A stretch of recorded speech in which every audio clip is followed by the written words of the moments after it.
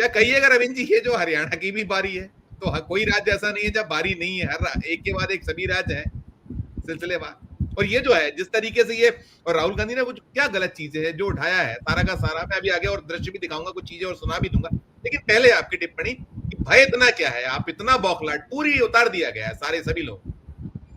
जी नमस्कार। देखिए, भय तो एक्सपोज होने का सबको ही होता है।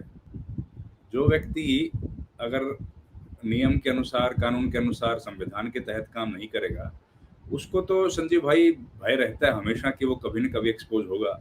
जो व्यक्ति लगातार झूठ बोलता रहेगा, उसको अपने आप को एक्सपोज करने का भय रहता है। तो ये तो वो भय साफ तौर पर दिख रहा है। और राहुल गांधी ने जो प्रश्न खड़े किए, उनका सवालों का न पहली प्रेस कॉन्फ्रेंस का कोई जवाब मिला है, न दूसरी प्रेस कॉन्फ्रेंस का अभी तक कुछ जवाब मिला है।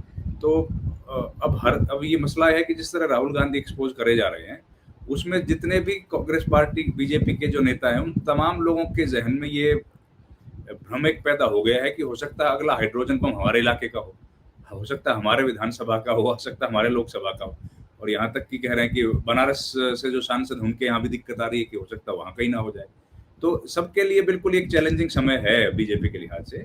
और इसलिए जब इतना ज्यादा भयाक्रांत आप हैं, डर के माहौल में आप हैं, कि जो पहला एक्सपोजर किया था राहुल गांधी ने, वो इतना ज्यादा लोगों ने देखा था, सोशल मीडिया से लेकर हर जगह उसकी खूब चर्चा हुई थी, एक यात्रा निकाली। तो उस तरह से दूसरे वाले में भी हमने जो देखा है कि भाई एक पूरा सिंडिकेट कैसे काम कर रहा था, एक नेक्सस के तौर पर लोग किस तरह से वोट चोरी में इन्वॉल्व थे, वो तमाम चीजें उन्होंने एक्सपोज की हैं। अब दो स्टेट्स हैं जिसमें बहुत ज्यादा अप्रत्याशित चुनाव के नतीजे आए, हरियाणा और महाराष्ट्र। अब महाराष्ट्र के चुनाव को लेकर के खूब चर्चा है कि महाराष्ट्र में जो हुआ है वो बहुत चिंता वाला है, और कई सारी चीजें उसमें से निकल के भी आई हैं। उसी तरह की हरियाणा में भी स्थितियां हैं। हरियाणा में तो एक सीट जो है फरीदाबाद के वल्लभगढ़ की, वहां के कैंडिडेट कांग्रेस की, जो उनका कहना है कि 16,000 फर्जी वोट की शिकायत तो उन्होंने विधानसभा चुनाव से पहले ही कर दी थी। और वही स्थिति है एक उचाना विधानसभा है, जहां पर तो केवल हार जीती 32 वोट से हुई है, मामला हाईकोर्ट में चल रहा है। उस हाईकोर्ट में भी अभी कहा है कि वे सुनवाई करेंगे। और 32 वोट में से जो हार जीत है उसमें करीब 250 वोट ऐसे हैं जिनको बिना गिने उन्होंने फेंक दिया एक तरफ, क्योंकि वो पोस्टल बैलेट्स के थे और स्कैन नहीं हो पा रहे थे। तो इलेक्शन कमीशन की जो मिली भगत है वो हर जगह एक्सपोज हो रही है, और ये मल्टीपल लेवल पर हो रही है। केवल वोट में, वोटिंग की लिस्ट में हो ऐसा नहीं है। पहले चर्चा थी केवल वोटिंग लिस्ट में होगा, पहले चर्चा थी कि केवल ईवीएम में होगा। अब तो ये लग रहा है कि जो लोग ड्यूटी पर तैनात रहते हैं वहां से लेके काउंटिंग एजेंट्स तक लेके, और हर जगह पर ये एक पूरा नेक्सस फैला हुआ है। और ये जो वोट डिलीशन वाला मामला है कि किसी भी व्यक्ति का वोट, कोई भी बैठ के दिल्ली में बैठे व्यक्ति का भी वोट तमिलनाडु में कट जा रहा है, वहां के लोग 1 सेकंड में काट देते हैं और सवेरे 4 बजे उठ के काट देते हैं। तो वाकई में बहुत चिंता की बात ये हुई है कि भरोसा, और ये वोट का तो सिस्टम देखिए, वोट खाली वोट तक सीमित नहीं है संजीव जी। हमारा मोबाइल नंबर जो है वो तो अब बैंक अकाउंट्स के साथ भी कनेक्टेड होता है। अब वहां से अगर किसी का बैंक अकाउंट हटा के दूसरे का लगा दिया जाए और उस पे ओटीपी चला जाए, तो फिर उसके अकाउंट के साथ कुछ भी खिलवाड़ हो सकता है। ये तो जो सब्सिडीज लेते हैं लोग, गैस की सब्सिडी लेते हैं या कोई और सरकार की सुविधाएं लेते हैं, वहां पर भी तो हमारा और सरकार के बीच जो कम्युनिकेशन का साधन है 90% जगह तो मोबाइल फोन ही है और ओटीपी ही है। तो ओटीपी में जो 2 स्टेप वेरिफिकेशन है वो तो फेल हो गई, उसका तो कोई मतलब ही नहीं रह गया, वो तो सारा 1 सेकंड में कॉम्प्रोमाइज हो गया। तो ये एक बड़ा विषय है। और हमारी इन सबसे बड़ी बात जो है, हम लोग आज यूट्यूब पर बैठे हैं, फेसबुक पे और इन तमाम चीजों पर अपने सोशल मीडिया पर एक आजीविका चलाने के साथ साथ कई सारे लोग ऐसे हैं जो अपनी जिंदगी की बेहतरीन तस्वीरें वहां पर डालते हैं, लोगों के साथ शेयर करते हैं, फैमिली के साथ। वो प्राइवेसी का भी तो कहीं ना कहीं कॉम्प्रोमाइज हो रही होगी। और ये बातें तो राहुल गांधी ने जो पकड़ी हैं वो हिंदुस्तान के भीतर की हैं, एक प्रदेश से दूसरे प्रदेश की।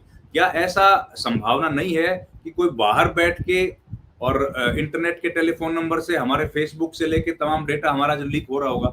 ये तो एक बड़ा इशू है। और देखिए, सुप्रीम कोर्ट में आधार कार्ड की जब सुनवाई हो रही थी संजीव भाई, तो एक बहुत लंबी बहस चली थी, कि हमारा जो प्राइवेसी है वो कितना अहम विषय है, उसके लिए अलग से डिटेल्ड चर्चा की गई। सुप्रीम कोर्ट ने उस पर एक फैसला लंबा चौड़ा दिया, एक फंडामेंटल राइट की तरह इसको देखा गया कि हमारा राइट टू प्राइवेसी जो है वो सैक्रोसेंट है। तो उसके साथ भी एक बड़ा कॉम्प्रोमाइज है। वोट चोरी तो एक चीज है, वोट चोरी के अलावा दूसरे जो फंडामेंटल राइट्स हैं उनका भी हनन हो रहा है। तो कोई कम से कम कहीं तो, और इसमें अब जहां फंडामेंटल राइट्स का वायलेशन है वहां पर तो इलेक्शन कमीशन के साथ साथ सरकारों को भी इन्वॉल्वमेंट हो गई।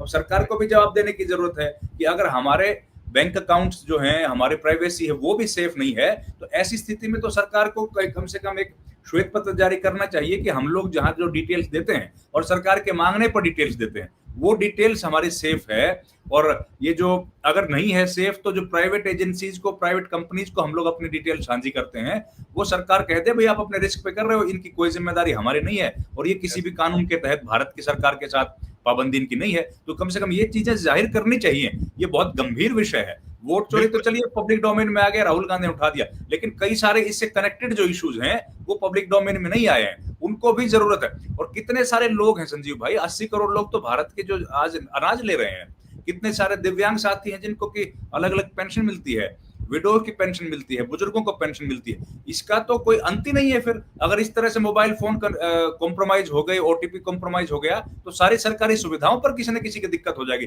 कितने बच्चों को स्कॉलरशिप्स मिलती है, कितने बच्चों का दाखिला उससे होता है, कितने बच्चों को रोजगार इसी से मिलता है। तो एक बड़ा ये मसला है, इसको इतना हल्का मामला नहीं है, बहुत गंभीर विषय है और ये तो इंसान की रोजी रोटी से भी ज्यादा उसकी जिंदगी और मौलिक अधिकार से जुड़ा है। संजीव भाई, यहीं से आपसे छोटी छोटी एक दो लाइन की टिप्पणी पॉइंट कर लूंगा। एक पहली तो बात यह है, इसमें बीजेपी पार्टी और उससे जुड़े जितने भी संगठन है, चाहे वो संघ हो और दूसरे हो, सबके सामने एक सर्वाइवल का सवाल हो गया कि क्योंकि उनके साथ ये पहली बार सत्ता मिली है केंद्र में उनको, और इसी में इनका 100 साल भी पूरे हो रहे हैं। और उन्होंने एक सपना देखा था कि हम सब इसमें हिंदू राष्ट्र बना देंगे और हिंदुत्व एजेंडा चलेंगे, वो उन्हें बिखरता दिखाई दे रहा है। पहली बात तो उनके विचार, उनके साथ एक हमारी सहानुभूति होनी चाहिए कि वो सपना बिखर रहा है।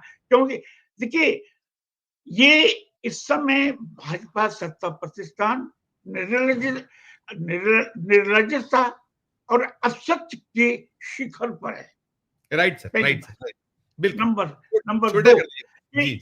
नंबर दो कि राष्ट्रपति भवन से लेकर के निचले तक है, माने कहीं कोई लगता ही नहीं है कि सब सच। अब तो राष्ट्रपति भवन पर भी कटघरे हो गए कि साथ क्या वहां से सारी बातें सही हो रही हैं, क्योंकि धनखड़ जी के मामले में यही हुआ था। नंबर दो। नंबर तीन कि अब वो कितना भागेंगे, कितना पलायन करेंगे।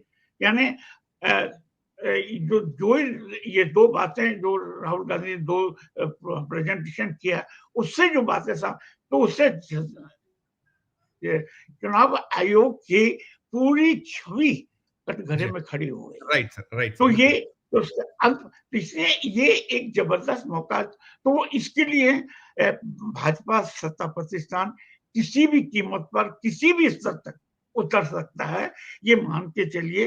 क्योंकि मतलब मेरे पास शब्द नहीं है और मैं उनकी भाषा का इस्तेमाल करना नहीं चाहूँ, क्योंकि वो काफी ट्रोल करते हैं, कई तरह की गालियां देते हैं, मान्य माँ बहन। तो मैं ये कहता हूँ कि आपके भाषा संस्कार को मैं नमन करता हूँ, मैं तर्क से जवाब नहीं दे सकता।